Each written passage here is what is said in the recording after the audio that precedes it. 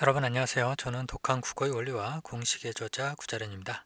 이번 시간에는 문제 출제 공식 세 번째 방법이죠. 선택지 구성 방법 세 번째 방법 중에서 다시 다른 표현, 유사, 통일, 의미를 어떻게 출제자들이 만들고 있는지에 대해서 살펴보도록 하겠습니다.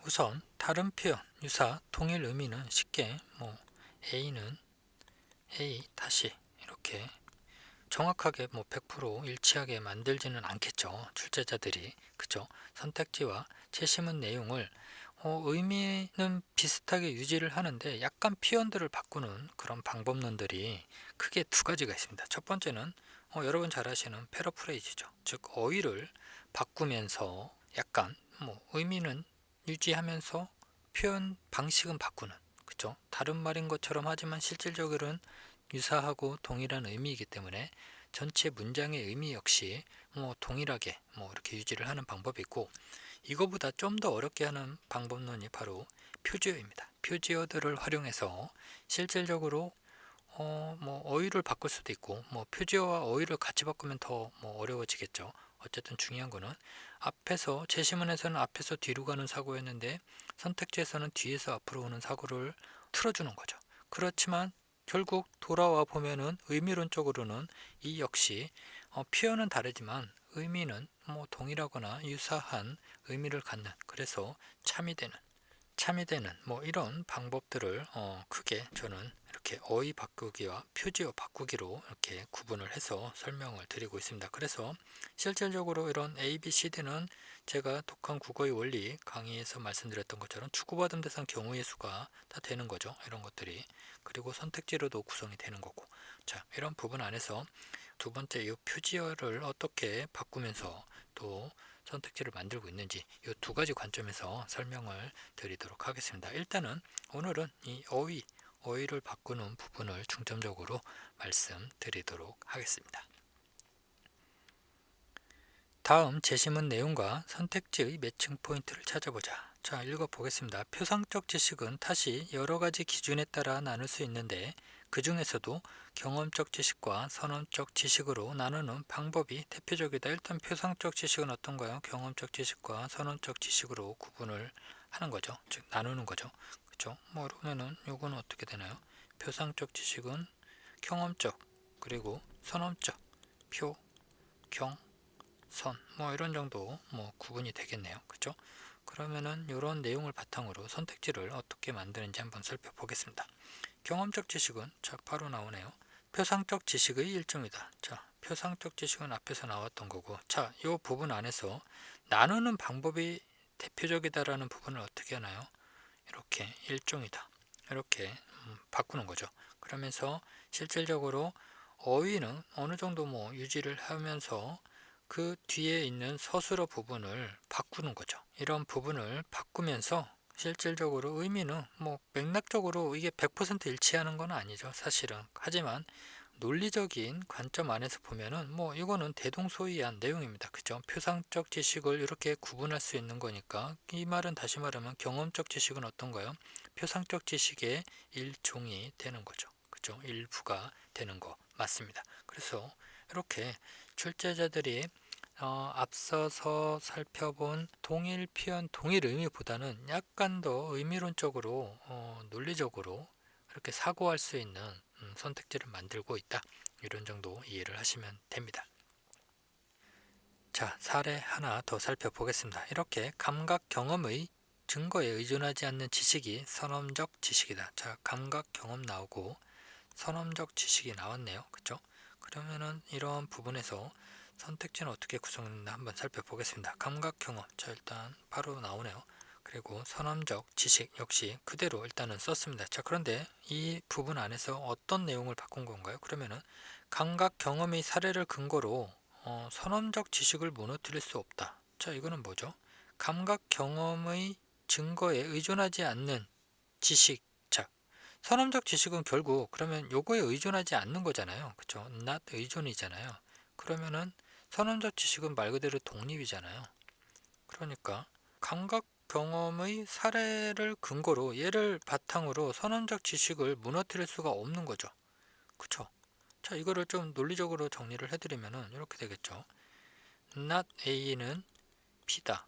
이 반대로 지금 A는 not B다. 뭐 이런 논리 관계를 지금 잡은 거죠. 자, 이거 논리학적 언어에서 영명제, 이명제, 대우명제 이런 거 들어보셨나요? 자, 이거는 그것까지 뭐 굳이 대입할 필요는 없습니다.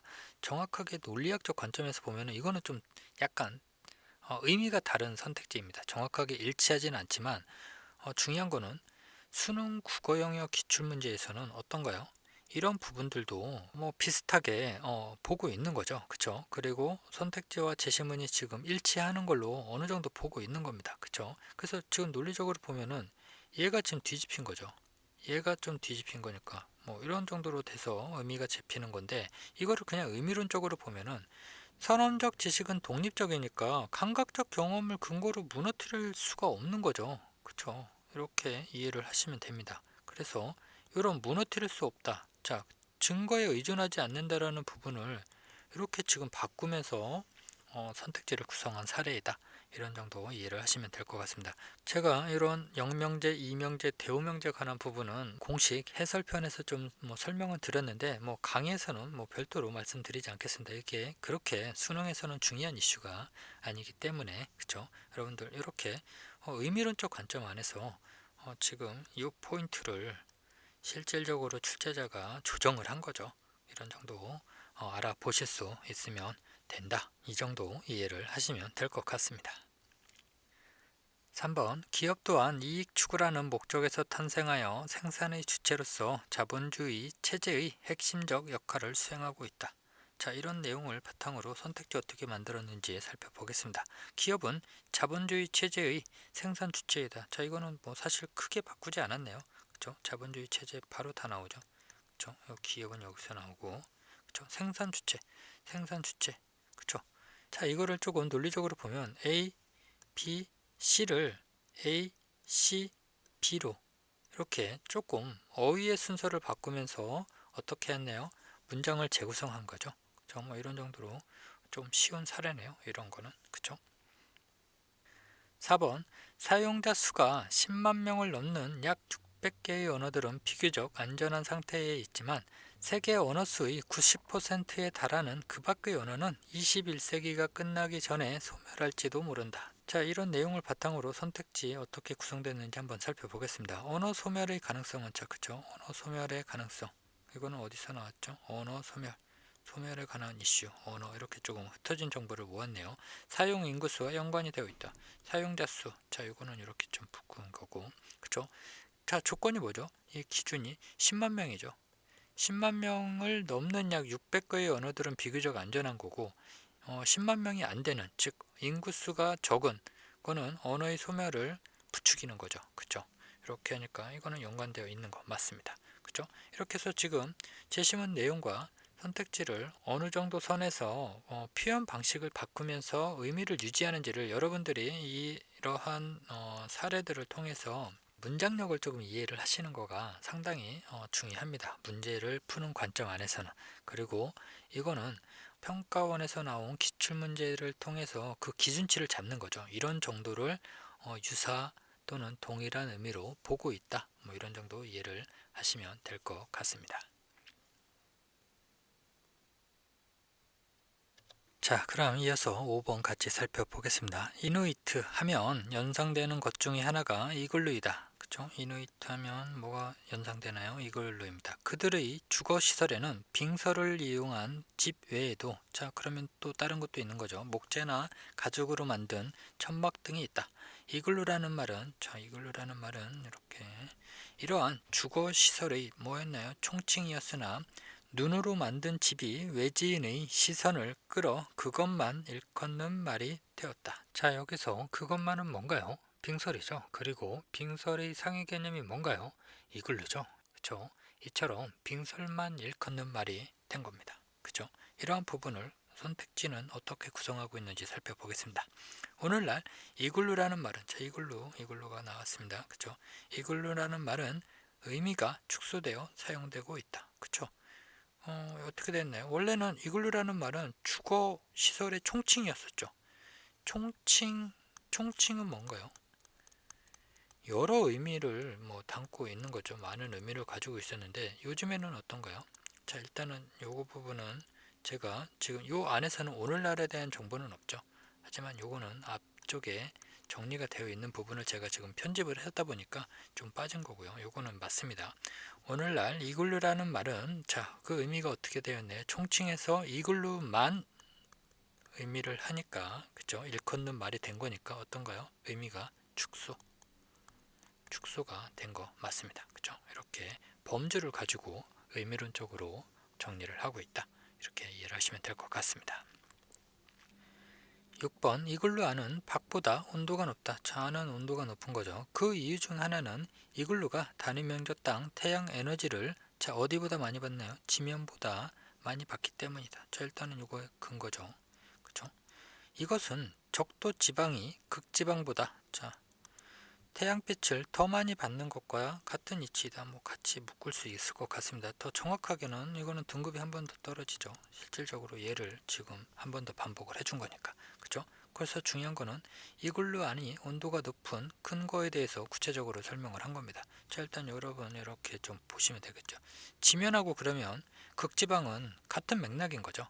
그리고 어떤가요? 이글루하고 적도는 같은 맥락인 거죠. 이런 정도 포인트를 잡으면 되겠죠. 한번 선택지 보겠습니다. 극지방의 지면과 자, 일단 극지방의 지면과 이글루는 그죠? 그러면은 지금 연결 포인트가 어떻게 잡힌 건가요? 이글루하고 극지방을 붙인 거네요. 그죠?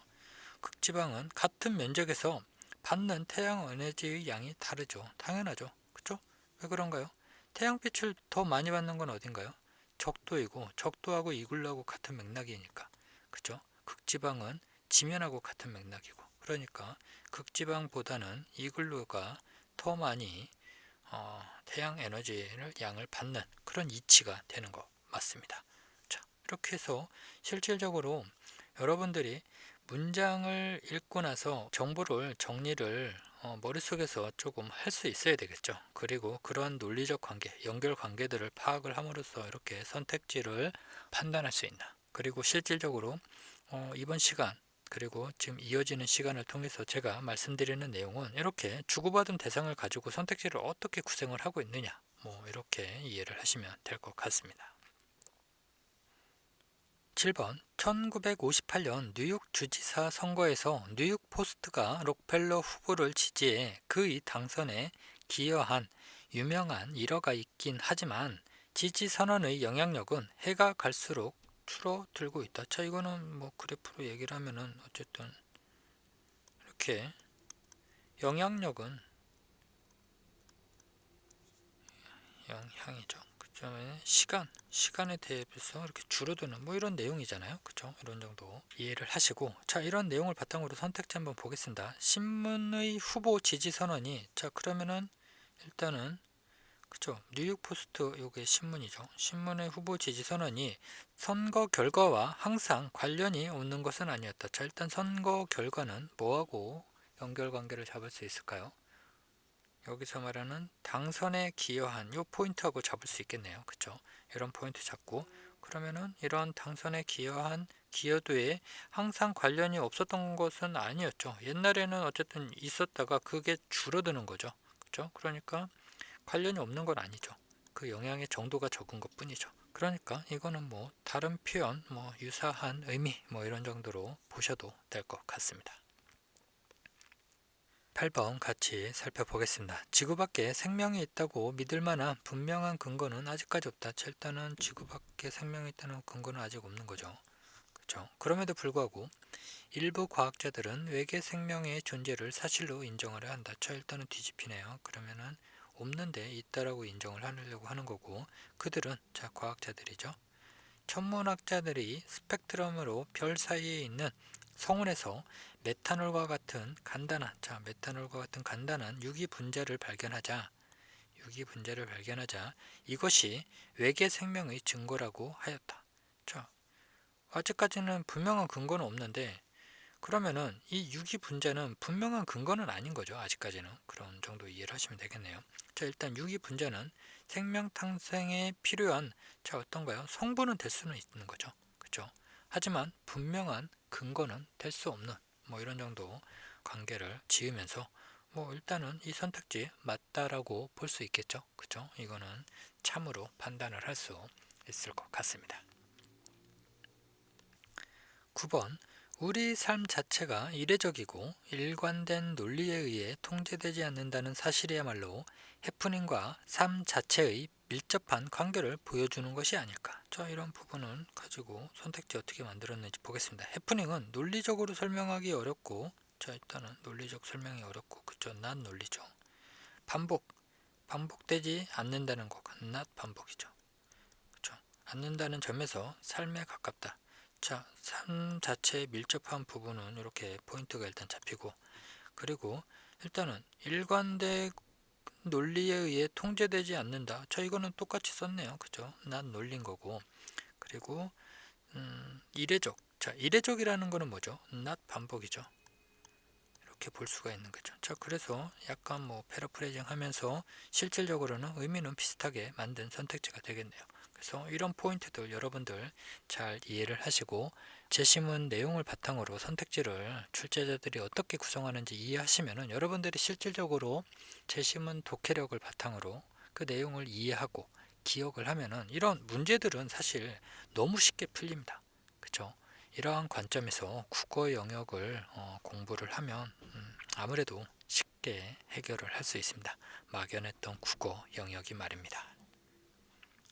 10번 살펴보겠습니다. 셋째, 상징어의 발달을 들 수 있다. 자, 갑자기 셋째가 나오면서 상징어가 나오네요. 그쵸? 상징어는 주로 소리, 동작 형태를 모사하는 것으로 구체적이고 감각적인 표현 수단의 하나이다. 일단은 뭐 상징어에 대한 뭐 좀 정의 같은 거인 것 같습니다. 그쵸? 이런 내용을 바탕으로 한번 보면은 소리나 동작 형태를 모사하는 상징어는 자, 그쵸? 이거가 상징어인 거죠. 그쵸?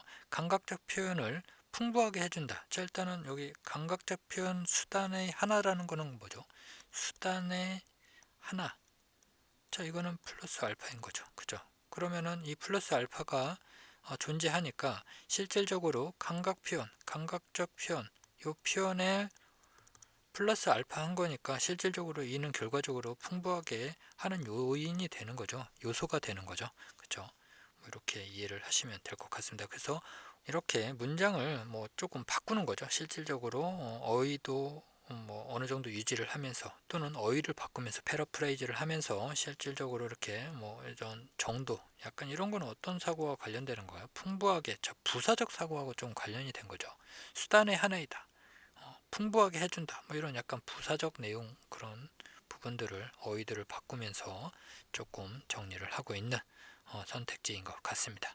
자, 그래서 오늘 살펴본 내용들은 실질적으로 뭐 어휘 바꾸는데 실질적인 주고받은 대상 A, B들은 거진 또 많이 유지가 됐지만 요 내용과 관련해서 뭐 서술어 부분을 바꾼다거나 또는 아니면 부사어를 조금 많이 바꿨네요. 부사 기능을 하는 뭐 풍부하게 표현 수단의 하나이다. 뭐 이런 부분들로 뭐 바꾸는 거, 뭐 이런 정도로 이해를 하시면 될 것 같습니다. 그래서 여러분들이 어휘 함축성 이런 부분들을 충분히 이해를 하시고 그런 의미를 파악을 하셨다라고 하면은 이런 선택지 구성하는 방법 충분히 쉽게 이해를 하실 수 있을 것 같습니다. 그러면 다음 시간에는 지금 오늘 살펴봤었던 내용 중에서 표지어를 중점적으로 어떻게 선택지를 구성하는지 사실 요거가 중요하죠.